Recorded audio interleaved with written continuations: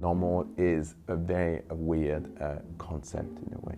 If you work with an artist, I think the best thing is to leave them free. You know, the best work of people is when they do exactly what they feel.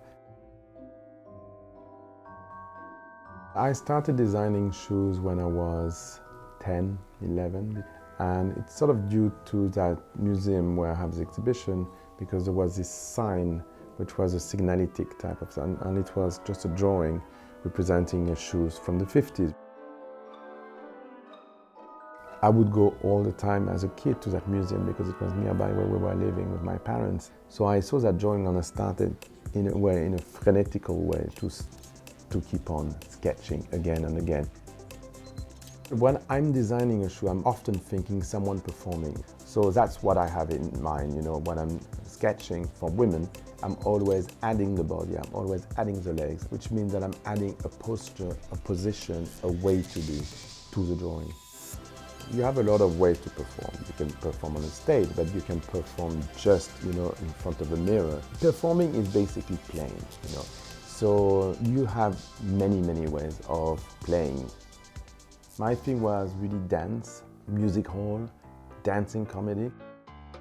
In the same neighborhood, there was two cinemas. One was specialized in Indian Bollywood movies, and the same one also in Egyptian cinema. And so I just wanted to do shoes for showgirls.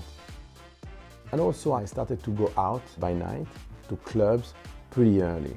I started to mingle with all the people who were interesting or funny, etc. from the age of 13 or 14. So that made me grow, not necessarily mature, but that made me grow and that opened me to different things. My work is small things. Shoes are small things. So I perfectly understand the importance of looking at things from close. For instance, Imran Qureshi, I have known Imran's work before knowing him. And there is something which I loved in his work from the very, very beginning, is that from far, you don't really see what happens, but you have a form of emotion. And when you go close, everything which looks really just like big stains of colors or splashes of colors is actually very, very precise, and it's using the technique of miniatures. When I go closer, you get swallowed or drowned into the painting or the sculpture.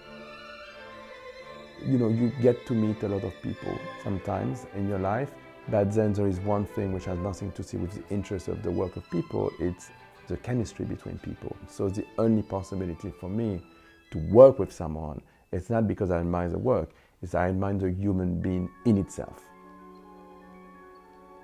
David Lynch, the part of the exhibition which is called Fetish, I asked to David if he would be willing to photograph things that I had in my head, which were shoes, but shoes not made to be worn, but made to be adorned in a way. What he's taking a lamp and he's just like as a painter, he's brushing the light like that, and then he takes a picture. So there is this light which is there for just a nanosecond. So that was really very emotional for me because I could see all of his films which have the same essence, and this essence is coming from the light which is given back. I do not consider myself as an artist. I would consider myself as an artiste appliqué.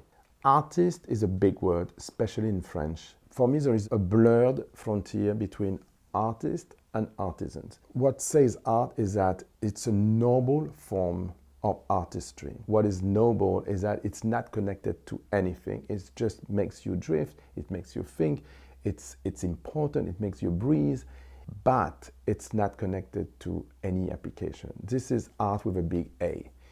I sort of disagree with that. I think that applicated art is art on the same level. And sometimes, without naming anyone, I see artists and I'm thinking, that's a beautiful wallpaper.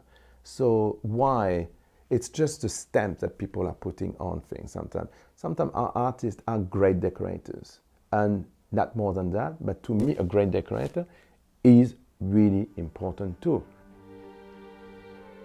Every piece, for instance, is connected to an emotion and a moment that I've been having, sometimes consciously and sometimes unconsciously. But then if sometimes I get the piece, there is one day I realize why that piece has touched me for the first time. So it's often, I realize, also pretty linked to my childhood. Tintin is this comic book, French, Belgium. He's a young kid and he's a reporter. If you're born in France, you read Tintin, and your first traveling has to see with Tintin. So I would see a lot of objects, jewelry, mask, totem, things that I never heard of in a way, excepting maybe in Tintin. So sometimes a lot of things are, to me, through my work, I realize there is a lot of preconceived ideas about people. A lot of people are thinking, for instance, like my work, if you are dedicated to a small work, which is a luxury work, you may be a bit selfish or you may be just in your world. But I just understood from a very early age that there was other countries, other cultures, other people, other communities, other way, other forms of seeing life and being interested in life. I just wanted to experience all of that, and that's what I'm trying to do. Shoes are the tip of the iceberg, but under that there is a lot of things.